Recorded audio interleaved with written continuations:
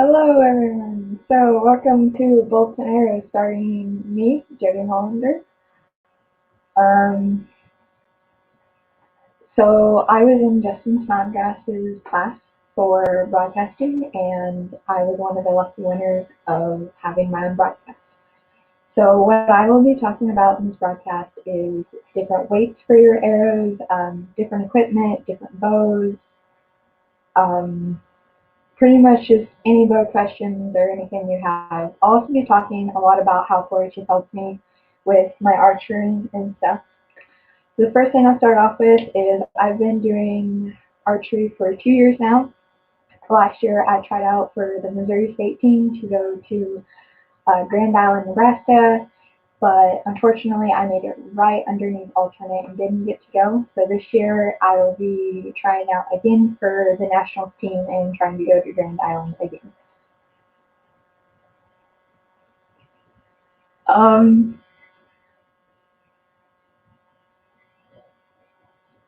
so a little bit about my bow, which is the pink one right behind me. It is a Bowtech Fanatic 2.0. It has custom-made strings on it. It has a adjustable sight and a droppable rest.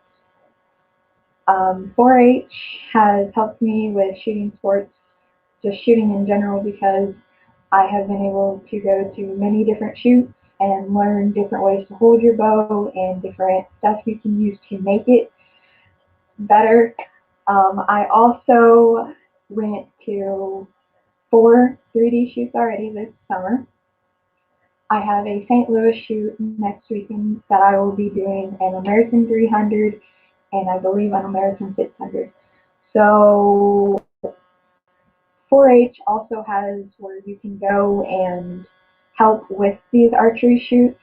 So that is kind of like a shooting advisor. So I'm a shooting advisor for archery, and that's only at the archery range that I go to and shoot. Is the only place that I am like can help with. Now I am also a shooting ambassador. A shooting ambassador helps with all of the shooting sports, and we put on the Missouri Shooting Sports Awards, which I will be going next weekend to help put that on for all you 4-Hers out there that do shooting sports. Also, with shooting sports, we get to go and help little kids how to shoot bows and arrows or other stuff. Also, with bows, you have to be very, very careful because you can break them very easily. So, as you can see in the back, I have my aero bag that I use in the house when testing my draw length and everything for my bow. I also have the I'm sorry, wrong way, uh, two two hunting bows. One is my father's, one is mine. My dad's compound bow for target, my target bow, and then my dad has a long bow and my mom has a crossbow. So, and all of his awards. So I guess I'll start with targets. So targets for archery are an American 300. American 300 is a 5 spot and 5 spot or a 1 spot. So a 1 spot is a one big circle and it has a 1, 2, 3, 4, and 5 scoring. So 5 is in the middle, and then it just goes smaller as you go out. They call it an American 300. So you have 5 arrows, and it's 5 points you can get altogether. So if you multiply 5 times 12 rounds, that's 300. That's why they call it an American 300. Then you have an American 600. American 600 is a big black, white, yellow, red, and orange target, and you shoot at it from about 65 meters, 50 meters, 40 meters, and 30 meters with 6 arrows, and you can get altogether 720 points out of all of that, and however many X's you get, which I would not know how many X's. Then you have field. Field is where you, also in American 600, you're allowed to use a rangefinder, which you can stand from any spot out in your yard or at an archery range, and you can see how far you're standing from something. A lot of hunters use that when they go deer hunting, so they know what to set their sights at. In American or in field, sorry, in field, you can use your rangefinder, but they give you like a list of like what all your ranges are already. So it's good to still check the yardage because yours may say something different, but they already have the yard stand, so it makes it easy. Okay, 3D. So 3D is where you're mostly out in the woods, like at a Missouri Conservation Department place, and you have 3D targets. Like if you ever go to like Bass Pro or Orshams, they have the target set up, and it's like a deer or a bunny rabbit. They have all different kinds. They have frogs, they have poison frogs, all kinds. And so you'll stand at like my farthest I have to shoot is 45 yards, and that's for the women's open is what I shoot for 3D. It's a, I mean, you can stand anywhere from like 5 yards to like all the way back to like 45 yards. It's amazing. And you only shoot one arrow, and it just, the scores really depend on like how many targets are set up or anything. So that's the only way to like really tell if,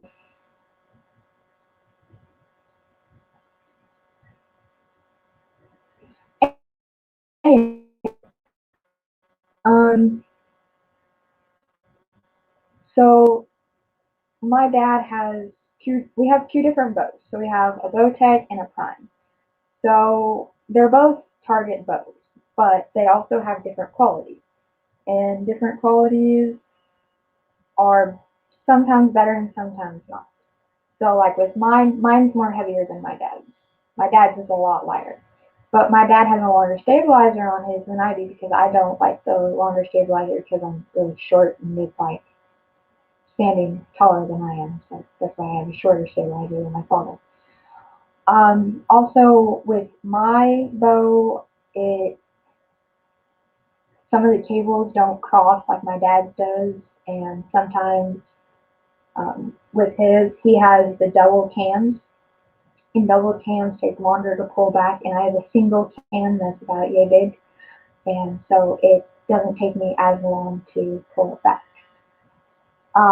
I have custom made strings on mine because my dad ordered the bow for me, and the guy who was selling it just went and had the custom made strings done, and they didn't want the bow anymore, so they sold it with the custom made strings. So I have special strings on mine, so mine doesn't get like torn up or damaged really easily.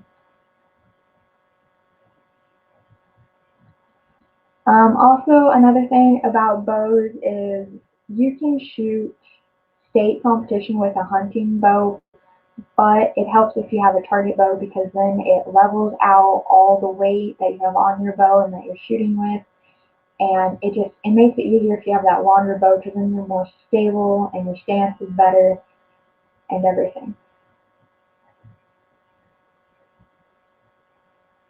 Um, I have a Viper sight, which is a 2V sight, and it has a lens inside of it with a green pin, and then it has a black dot on the sight. So when I get on those targets that have yellow on them or like a really bright orange, I can see the target without that yellow pin on yellow, and so that's why I have a black dot over my yellow pin. The lens also makes the target bigger for me to see, which helps with those further yards and seeing where my scoring rings are and where my X's are, and where sometimes I can see where my arrows are and sometimes I can't.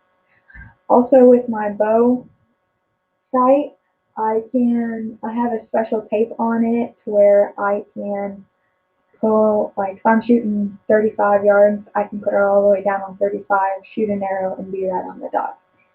But with that, you also have to have a good poundage going for your bow. On my hunting bow, it's about 40 pounds, but on my target bow, I'm shooting about 42, 43 pounds. So it kind of helps with that if you have like that higher poundage, because if you have that higher poundage, your arrows aren't going to be so off. Like if you get the wrong number when judging yardage and you put like a 40 yard when it was like a row 35, with that more poundage, it doesn't go, it's not as often. You can still hit the target. But if you have a lower poundage, you're probably going to miss the target. I've done that quite a few times. So we have front and back stabilizers, and this helps us level out our whole body and keep our shoulders in line when shooting. And this also helps us when we are like just putting our bows on the ground with our kickstand. It helps just level out the whole bow so it's not too much front weight and too much back weight on it at all. And that's kind of why we have those. Um, Me and my father both have grip tape on theirs, so we know where to put our hands, like our palms. So you want it right here on your palm, kind of pushing into that bone kind of right there. And that's kind of the way you want to hold it. A drop away rest. So there's different drop away rests. There's a lizard, there's a drop away, and there's another one that I can't think of. But those are all three different drop away rests. I have just a regular drop triangle rest that when I pull back, it comes up. When I let go, it goes back down. Simple. A lot of hunting bows have whisper biscuits, and it's got the whiskers all the way around it, and the arrow flies through it. So that's kind of more for like when you're hunting than it is like shooting, because when you get into like more target stuff, it can wear that whisper biscuit down and your arrows won't be flying like as good and whole bunch of complications. So like sometimes with the bigger arrows, it doesn't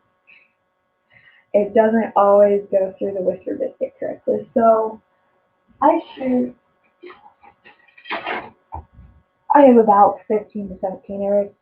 But I shoot a Velocity 500 gold tip, and they're about the size of maybe a little bigger than a pencil. And then I have a pin notch, which protects my arrow from other arrows Robin Hooding it, so it will just break my notch in my shaft. It will not break my actual full arrow. And then I have just a regular knot.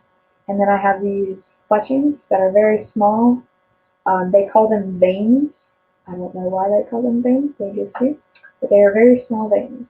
And when you're shooting out in the wind with these smaller veins, it helps because they do not catch as much wind as a regular vein would, or as a regular arrow, not a regular vein. So these arrows that I have are a X Cutters 7.8 gold tips. I shoot a lot of gold tips. They're very good arrows. These are also another type of fletching. These are called feathered arrows, and they're just, so like if someone like hits them, they're very easy to face, so you just do that easy. These also have pin knots, and they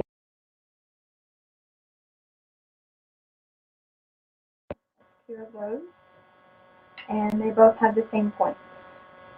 My fatter arrows actually have weights inside of them, so when I shoot, I have to make sure the weight doesn't like pop out, because if it does, I can drop it. But my other arrows do not. So,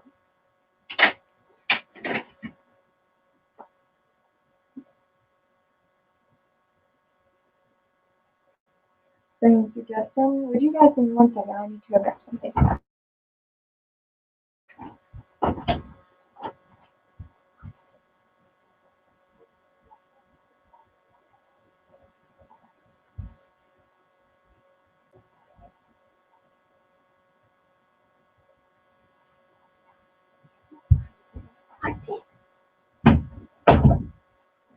Okay. So I had to go and grab my special thing that I use for my bow. Show you guys. Give me just a second.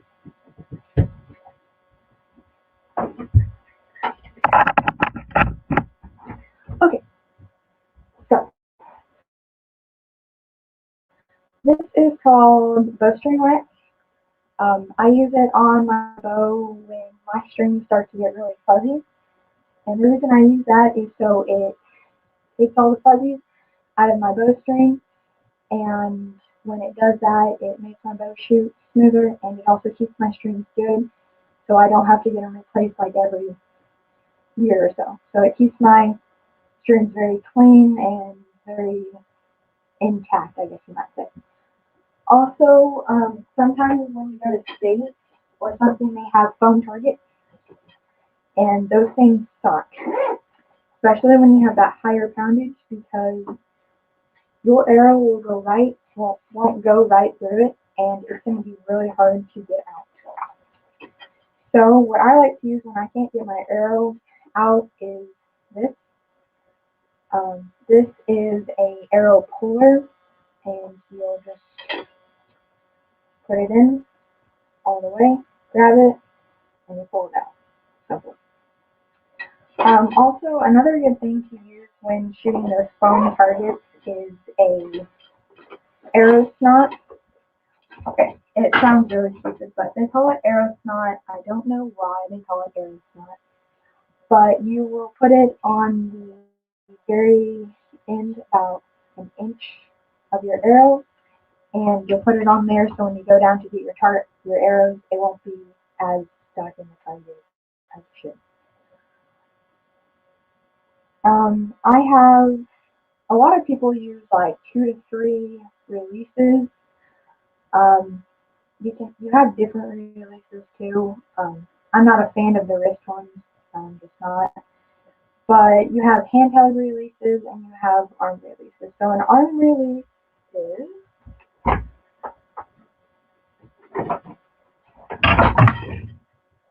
one of these. So yeah, I can get up to that. You put it on like this, and you'll just strap it around and just use it like this. So, oh, okay. Um, so I guess I didn't talk about the 3D. So 3D scoring rings are very difficult, I guess you might say. Um, they have this round spot on a 3D target, and it has so it's like cut out from the target, and when it's cut out from the target, it is 8. So if you get it in that cut out part that they put in, that is an 8. Anywhere on the animal is 5, and they have a smaller ring, and that's 10. And then they have a small ring about yay big, and that is the 12. Also, if you go to a more pro level of shooting 3D, they have a top and a bottom scoring ring, and it is a 14 sometimes. Sometimes it's an 11, sometimes it's 12. But they have the circles, and when you're shooting and you want to shoot a 14 or a 12, you have to say high 12 or low 12, so they know which one you're going to shoot at. You can't shoot at just one of them and expect them to know which one. You have to say high 12 or low 12. You have to call it. Back to my releases, because my dad just reminded me about that. Thank you. I have 2 different releases. Last year I started out with the hand release because I had to, and then I sold him. He has his own now. But I started out with a stand just X, very simple release, very simple. This year for Easter, I got a stand prefix, and it looks like this. There we go. I'm going to press that. With the stand prefix, you can change these to not having any, or you can just have the one of this. You can also change the button to a fatter one, which some people like. I don't personally, because I have it all the way up here. Um, the releases that I have are very similar, but this one they do not make anymore. Because I was going to get another one of this one, and they don't make it. So I had to get a different one. So I had to go with this. Before you go and buy a release, make sure you go and try the releases. You research on them. That is what me and my father did when we were looking for a new release for me. Um, I wasn't too like worried about getting a new release or anything, so I went to a shoot up in Kansas City, and a gal was shooting in her release, fired without her touching it, and that's when we decided that we needed to get another release just in case mine did the same thing. So then I wouldn't have to not have a release.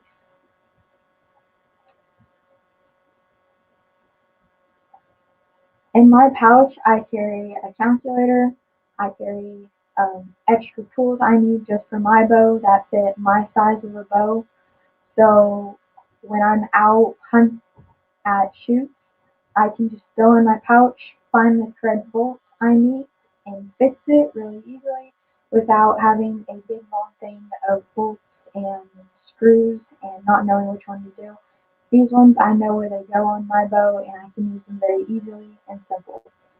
I have a marker for when I go to state because on see a target, which is the big yellow and orange target, before you can pull your arrows, you have to mark the holes so everyone knows that you have shot. And I have a pen for if I need a pen, and I have a pencil for scoring cards.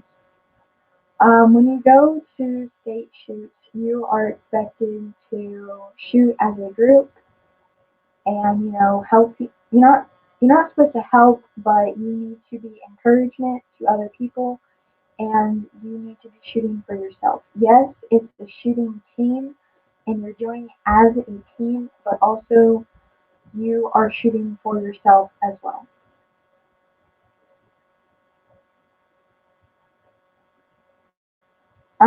Also, I have in my pouch, I have okay, we'll start with this. My father has a rack that goes around his hand when he is holding his bow, so it's on there so like he can rest it on his wrist. On my hunting bow, I have that, but on my compound bow, I don't use it very often, and I didn't want to put one on and have to deal with it, so I ordered a finger sling. This is a finger sling, simple. Put it on your index finger, you'll put it around the bow, and your bow will be in between your index and your thumb. I use the finger slings when I first got my bow, but I do not use it as much as I should be because I know how to hold the position of my bow. I I also have vibrators on my bow. I should know this, but I don't. The vibrators in my bow help when I am actually shooting my bow, and it helps keep me when I let go of the shot. It makes it a smooth shot, and I can make a smooth follow through. If I didn't have the vibrators on there, my bow would probably be shooting back and forth, and my arrows would not be flying correctly. Also, another thing you have to watch is making sure your arrows are flying straight and correct.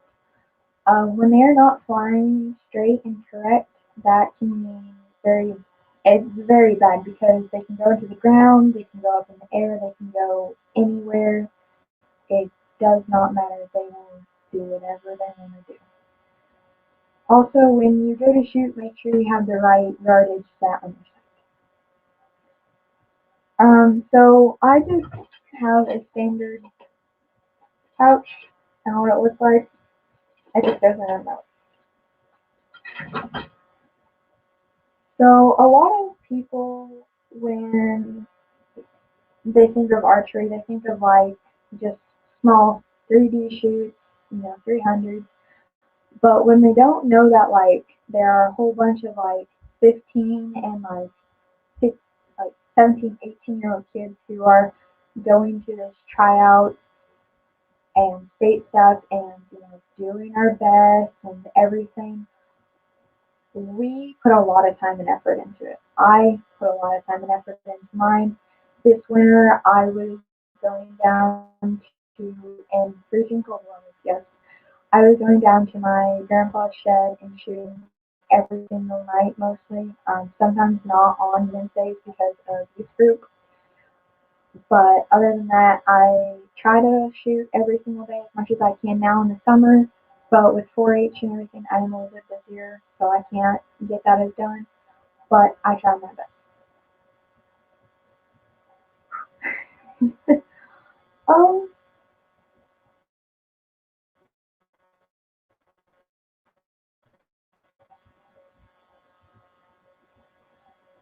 so I have a kisser button on my bow, and it goes right up here in my jaw, kind of. And it's not supposed to like go right into it. It's just supposed to sit there. And when you're drawing back, you want to make sure it's right there because if it's like up here, then it's way too far up. You want it down here so you can keep your face level on the bow.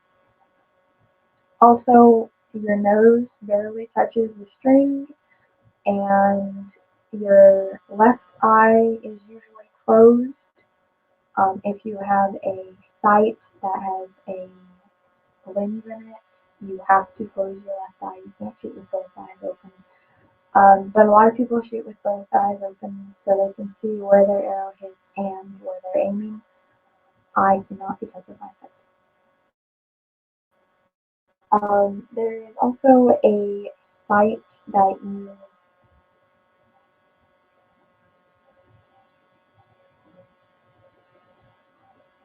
yeah, I don't like Matthew's Justin. Matthew is not my bow. I shoot there, so they're up on the top from where the kisser button is something to look through with your eye, and that is what you will look through when you pull it back. You'll look through it, and it'll be right even with your sight or your lens sight, and that is how you'll be able to shoot.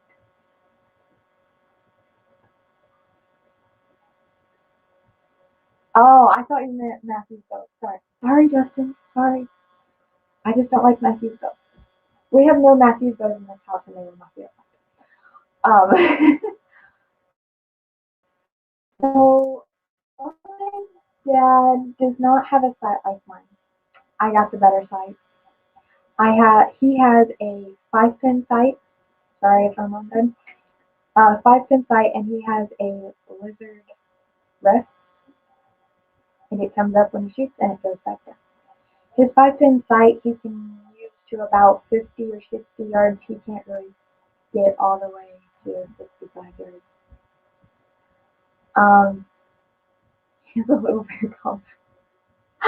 We actually just got rid of one of those. That was my older brother's, but yeah, I don't know how to shoot one of those. Oh no, Dad. Okay, so Dad, I'm gonna tell a story. So this last year was my first year going bow hunting with my bow, and I had my drop away sight, my drop away rest, and my sight that I have on my compound bow. So I had all of that. I had all of that on my bow, and I've never actually like sat by myself hunting. I've always sat with my dad. So I got set like all the way down in the woods, and my dad went somewhere else in the woods. And buck fever. So I'm sitting there, and it was getting quite dark, and I was like, nothing's gonna come out. Well, I saw this squirrel, and so I shot a squirrel from like 3 yards. It's like a 25-yard pin. I was awesome. And I was like, all right, I'm happy with that. So I waited a few minutes, and then I went and got that and cleaned up my arrow a little bit. And I'm sitting there waiting, and I hear something rustle, and it was probably about good 65 yards. And I was like, oh, I can't shoot that far. So like I'm sitting here, this buck walks all the way around, lays down. I thought, oh man, he's gone. He's not here anymore. I'm sitting there. I'm looking through him with my rangefinder because I didn't have any binoculars. All I had was a rangefinder. And going, he comes back around. And I watch him. I watch him go all the way around, and he disappears. And I was like, disappeared again. So I stand up because I wasn't thinking. So I stood up, and I was making tons of noise. And all of a sudden, I see him stand up, and he's coming straight towards me. And I'm sitting there with my bow, like, just like not even pulled back, and my finger is pointed out like that. and I was like, crap. And he saw me with my finger like that, and I moved it, and he saw me. And I was like, oh man, I'm not going to get him. Well, something rustled in the trees, and he whipped his head around, and as he whipped it, pulled my bow back, shot him right in the neck, and he went, I think it was, I don't know, 300 yards maybe down. I don't remember. He went a couple yards, and so that's how I got my first buck. But yeah, that was a very interesting story then. My first like buck with my gun, I was sitting. It was the last day of youth season, sitting there with my dad. Didn't shoot a coyote, about to go home, and all of a sudden a big buck and a whole bunch of little bucks, a whole bunch of does came out, and this buck is probably like 8, 9 points. I mean, big, big rack, big chest, and sitting there looking right at him. I've got the gun right on him, and everything, ready to shoot. And Dad's like, "Oh, I don't know if you can shoot a buck during um, late youth season." I'm like, "Oh, it'll be fine." He's like, "No, just shoot the doe." So I shoot the doe, and I get the doe. Yay! And we go home, and I could have shot the buck. The story that we say it is that Dad didn't want me to shoot it because it was bigger than any buck he ever shot. So that's why I couldn't shoot it. But it's fun. I know, halfway there, right? um, let's see. I don't want to give out too much information on the first day. So, does anyone have any questions that you would like me to answer?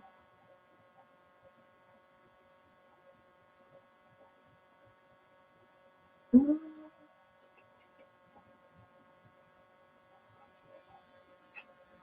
I guess. Um,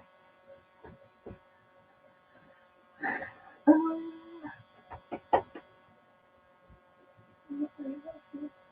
so I can tear my bow down in three pieces. So I have my sight that comes off, I have my stabilizers that come off, and then I just have my bow.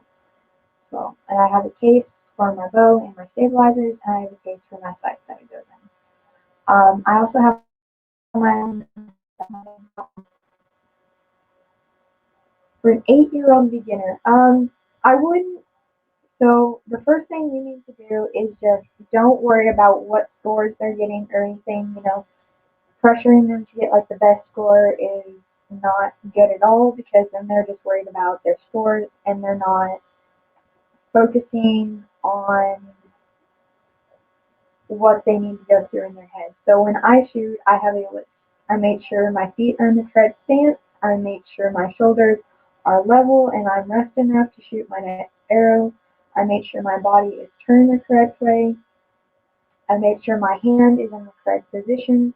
I make sure I have an arrow notched in my bow. And I make sure I have the correct pin or number for my sight. And then I will pull back, and as I pull back, I make sure I'm still level through my whole body. I make sure my shoulders are down. I make sure my one arm is completely straight but not locked. You still want a little bit of movement in it, but don't lock your arm. You keep straight. And when you go to pull, I keep mine right here at my jawline. And if they are punching, they're released, which I can show you. So when they are back here like this and they punch it, that's not teaching them anything, and that's just teaching them to punch it. So if these kind of releases, the way to shoot them is when you hold them and you're about ready to shoot, press down on it, and as you're pressing down, pull your elbow back. So you're just, and so that way you're going through your correct movement, and you're not jerking your bow, you're not making your bow shake even more than you are. And make sure your back is really strong. So a good way for an 8-year-old beginner would be like maybe giving them like 2 to 3 pounds like weight and kind of doing some different weight stuff with them to build up that arm muscle they need for to pull their bow back.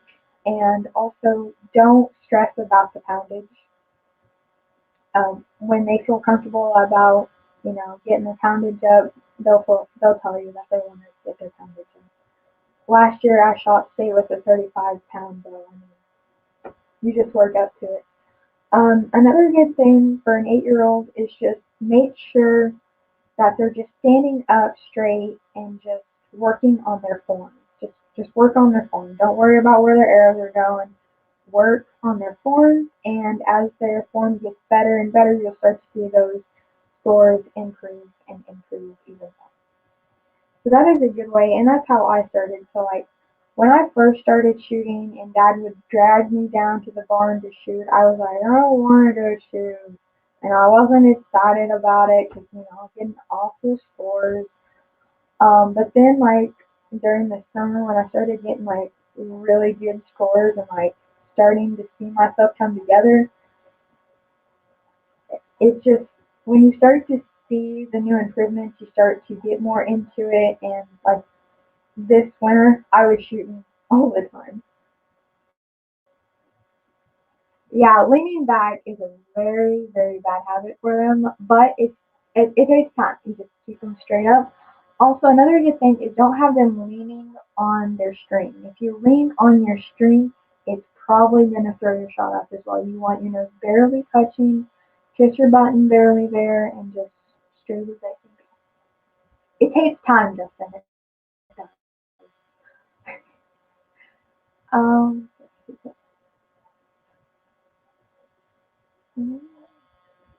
I know I don't have anything else to say here.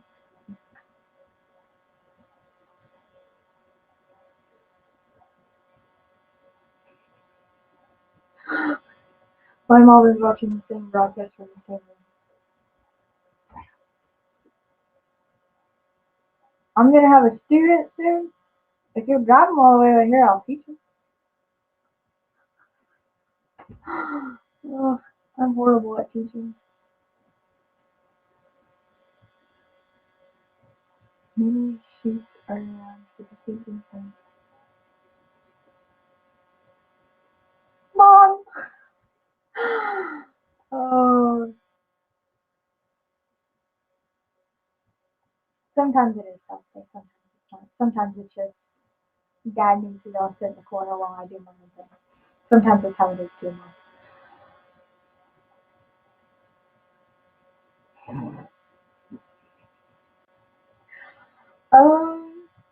Well, what time is it? It's only 4:08.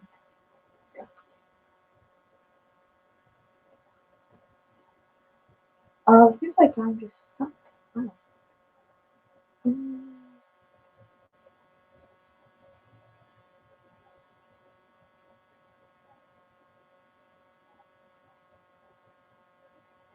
I might teach class on teaching. What does that mean? I don't know what that means, Justin.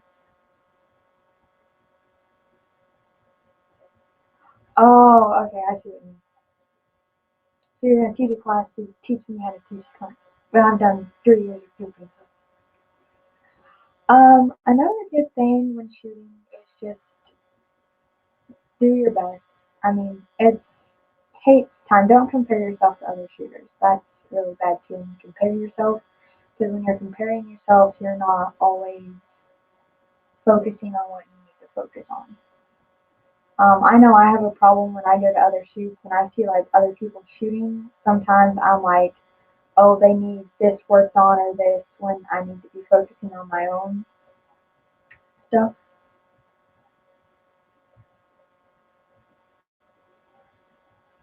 Okay,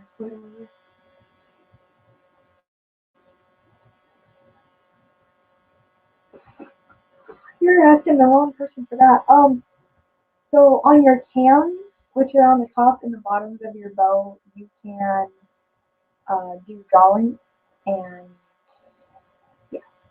So drawings is where I have a drawing and it's like you want it to where you can still hold your bow out with your arm with it being straight, and you want it to where you can keep your arm straight and you can pull it all the way back where you're comfortable and still let go of it. So I'm really bad at explaining this.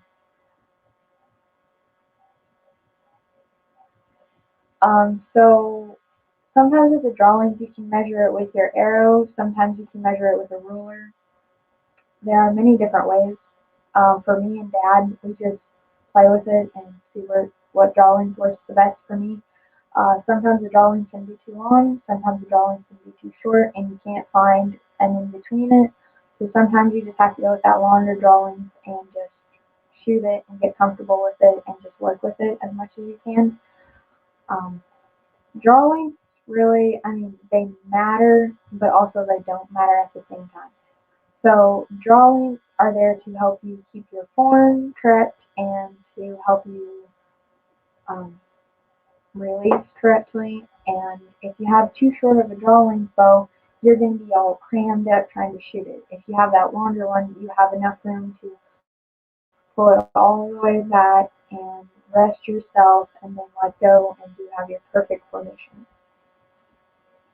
I really don't know like what's the perfect drawing because there is no perfect drawing. It depends if you want to measure it with a yardstick or if you want to measure it with an arrow. That's about the only thing I know about drawing.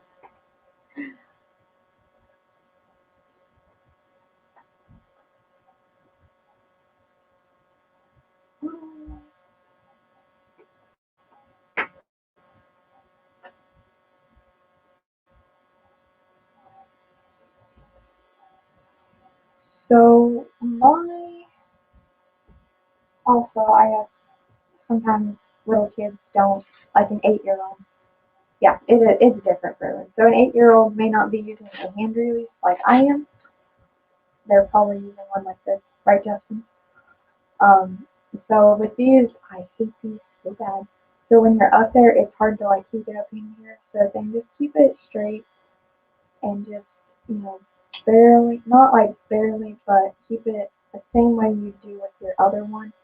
You put your finger on it and pull back. Even you can even do the pull back that I do with my hand releases. You can do those with these too. Simple, easy. Make sure it's thrown all the way back, and that helps. I just hate using it.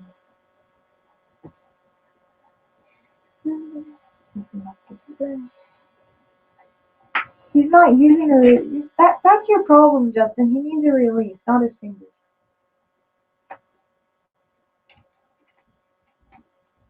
You need to get him a release, and that will help. If you don't have a release, how is he supposed to let go of the bow? I mean, you can use your fingers, or as Dad uses for the lawn bow,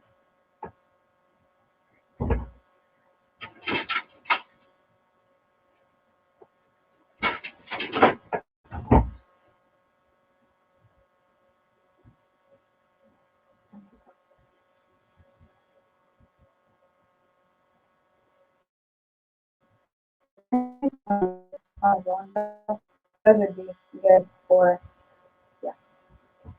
Old school. What do you mean old school? There's no old school. It's all in new school now. I mean, I guess you can use it with your fingers, but your fingers are gonna hurt like really bad if you use it. But I mean,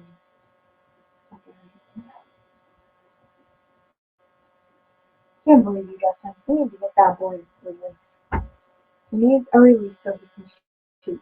And if he has a release, that's taking much pressure off his fingers and putting to where he can shoot straighter. That's how you help. Um,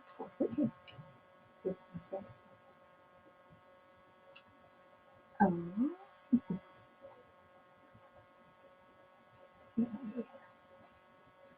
let's see what some of the comments said.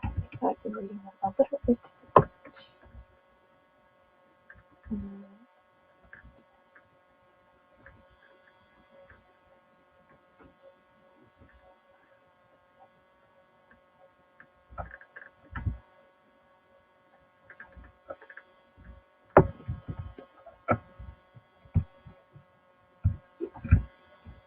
so,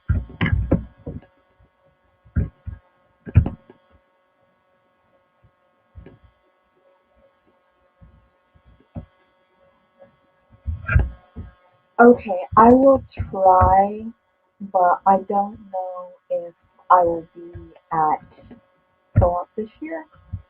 I'm gonna try, but I have a lot of archery stuff going on, so we'll see. But the rubber things on it, is it on the tops and the bottoms, or is it just through? Is it on the tops and the bottoms? So is it just on the tops and the bottom that's the vibrating string on it? So like,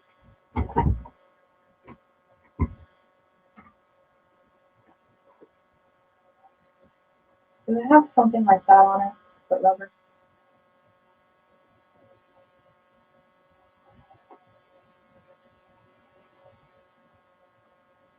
They're in the middle. Huh. That's odd. You put rubber things in the middle of the phone.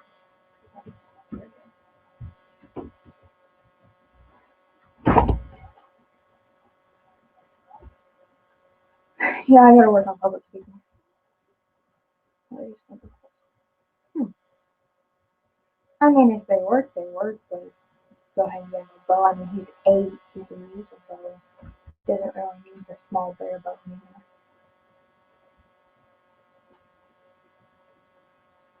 Hmm. Didn't know you could do that on first. Being 8, you could probably go ahead and start him like on a small compound bow. Just have it at a really low poundage. I mean, it's probably be good for him.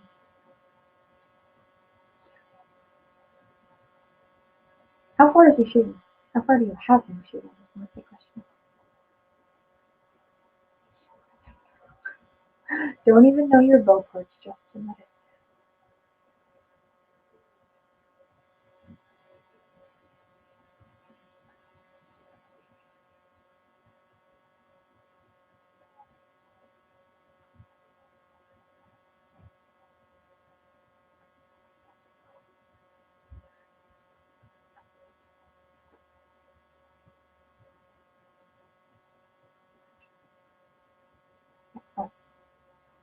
um,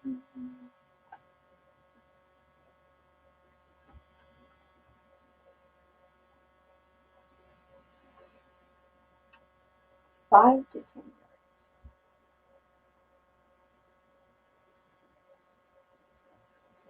You might try at least 10 yards more, like 10 or 15, because I mean, they're getting them farther back. But I mean, I've never really shot a bear bow before. It's kind of like a recurve, but I mean, recurves are a little bit harder. Um, well, it's good that you're shooting at least. Um, I, well, sometimes in the bear bows, it's like they don't really have a poundage, so it's kind of harder to use them. I don't. I personally don't like it. I feel like you start off compound and learn from there. But that's just me because I mean I'm awesome at sports. Um, a good way is might having to watch some videos and stuff too, just on how to shoot and how to hold your stance and everything. These are fun to watch. 17, that's nothing compared to what I shoot. I'm just 17 pounds probably isn't bad. Though that's strength. Yeah, you could probably pull it back with one finger. Yeah, that's a very easy poundage. Mine, I probably could not be able to pull it back with one finger. If I did, I'd probably break my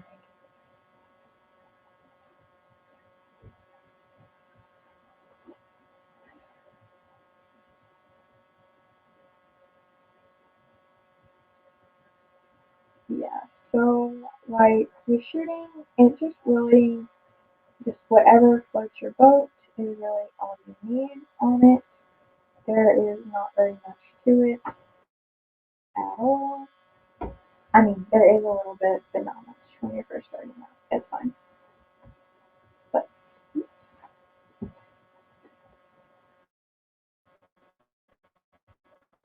I mean, 17's not bad, but like if he's pulling it back and he might be leaning back, that might be a little bit more than he can handle too. So you might want to push it back down to at least 15 pounds and see if that helps with stance and just go down like 2 foot. Because I've had to do that sometimes. Sometimes I'll be,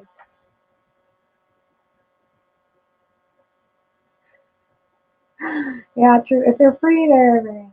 But for both of my bows, I've had to pay both of them. Or I haven't had to pay. My father has had to pay for both of them. But when you're shooting, sometimes that lower poundage right then and there when you're first learning how to shoot is very nice because then you can work on your form and when you get up to those more poundages and starting to shoot farther back more, it will help you with your stance. Also, you don't know how. Oh my gosh, Justin! You look up YouTube videos how to adjust them. I think that might be my next video on how to adjust it. And I might do a video on that. When you are shooting, sometimes the farther you shoot back, like I shoot at 65 meters because that is what the max is for 4-H or for nationals. For shooting sports, it's 50, but for nationals, it's 65 meters. Or, yeah. Um, Sometimes it's better to shoot farther back, and then when you go to those closer yardages, when you've been shooting so far back, it's easier to shoot those closer yardages than it was before. So sometimes if you move them back farther and then move them back up, that helps them kind of get the rhythm of the shooting, I guess. I know when I started shooting farther back, my closer yardage started getting a lot better. A lot of it also depends on like how you're standing too. I mean, if you're standing really weird, like really open, it can be really hard to shoot. It can be very hard to shoot just because it's very hard to shoot with a more open stance. It's you just how do I put this? When you're more open in your stance, it helps level you out, and the closer you are in your stance, the more you can't move yourself out to make yourself level. It's very weird to explain. It's easier to show than it is to explain. You know how it is sometimes. That was a lot of talking for 30 minutes. 34 minutes, 30 minutes. It is 4:23. Awesome. Um, so I will be on next Monday. I don't know what that day is, but the next Monday we have, I will be on again from 3:30 to 4:30. And I think I will do a show on adjusting your bow if you guys are interested. If you have any more like suggestions for me that you'd like to hear or anything you'd like to know about 4-H or more archery, comment on this video and I will go and look. Haha, thanks. Just comment. I'll try my best to help you explain or, try and teach it. It's not that hard to fill an hour. I just didn't write anything else on my claim because I figured. Um, I guess I can talk a little bit about my St. Louis or my Lewis County shoot. So on the 24th, I'll be at Lewis County competing in 4-H for an American 300 and I think 3D and American 600 all in one day. So wish me luck. And I think there's still in there too. So I will be doing a mock of shooting on the 24th of July. That will be very fun. On the 17th, I have a shooting ambassadors meeting for the 4-H shooters and awards. So if you know anybody or are interested in shooting sports, also comment and I can give you some advice and some pointers. And also, if you are part of 4-H and shooting sports and you have suggestions for our like what you'd want for the meeting that we have to give out awards, also comment and I will bring that up at my meeting.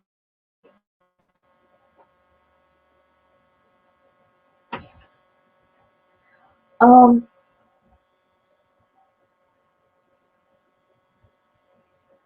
I think altogether I have done more 3D shoots because 3D is a lot harder because you have to guess your own yardage. Um, yeah, thinking of getting the boys involved in 4-H. A good way to get them involved in 4-H is just finding a local small or doesn't matter if it's small or big, just a local 4-H club. You can sign up, I think, in October. I know my 4-H year ends in October. So I think November or I know January is the deadline. I'm thinking December you can start signing people up for new 4-H and stuff like that. Also, another thing about 4-H is there are a lot of opportunities. You can get scholarships. You can get, like, this year they've added a new award to 4-H, and it is a helpers award and or a VIP helpers award. So it is given to someone who is like always at fairs, just doing what needs done or running and getting the judges something to drink or just helping the kids out with their animals. So that is also another award they're adding this year. You can get quite a few scholarships from 4-H as well. Being homeschooled like I am, 4-H has helped me in a lot. It helps me in my writing. It helps me in my public speaking. Also in 4-H, I last year had to write a report on everything I was in. So I had to write a report about archery, and I had to write a report about rabbits and photography, which are also something that I am enrolled in 4-H. In 4-H, you can even do like smaller things in 4-H. So they have like a crafting, they have welding, they have woodworking. They've got about pretty much anything. It's just trying to find a leader for it. That's the hardest part about it. Another thing about 4-H, when getting them in, there's a certain age limit that like you're actually a part of the 4-H, but they also have Clover Kids, and Clover Kids can also be a part of theirs. So they usually have a little table set up for the Clover Kids so they can go and put their stuff on the table. So there are lots of opportunities with getting your kids enrolled in 4-H. Ooh, that was so close, finally.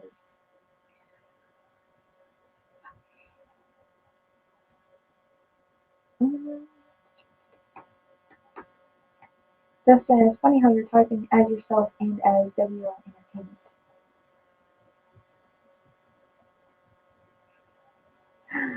Thank you. This is my very first time broadcast, and I was very nervous the whole time. I really overdid it, shaking to death. Um,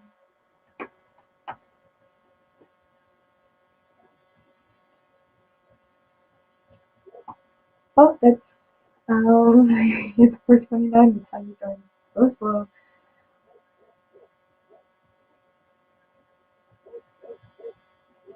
I'm not that smart. I'm really not that smart. I mean, I do have a great teacher. I'm not smart. I just don't do a lot. Well, as the time is getting closer to being 4:30, which is past my time slot, I guess I will see you all next Monday at 3:30, and we will talk more about bolts and arrows starring me, Jodi Hollinger. Also, something I forgot to mention is I am 16. I am also a part of, I guess it is Zion Prep, which is a homeschool club. But thank you all for watching.